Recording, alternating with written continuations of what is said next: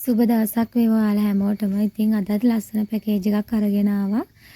මේක ඇනොක් සීඩ් එකක්. හරිම ලස්සන මලක් තමයි. ඔයාලා ඇනොක් මල දැකලා තියෙනවා නම් ඒ මල හරිම ලස්සනයි. පර්පල් කලර් එකකුත් නෙවෙයි රෙඩ් කලර් එකකුත් නෙවෙයි අතරමැදි යන කලර් එකක් තමයි මේ ප්ලාන්ට් මලට තියෙන්නේ.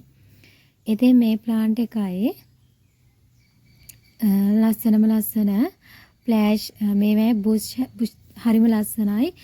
ගොඩ පැල හැදෙනවා. ඉතින් අලුතෙන් වගාවක් කරන කෙනෙක්ට හරිම වාසි. පැල බෝ කරගන්න පුළුවන්.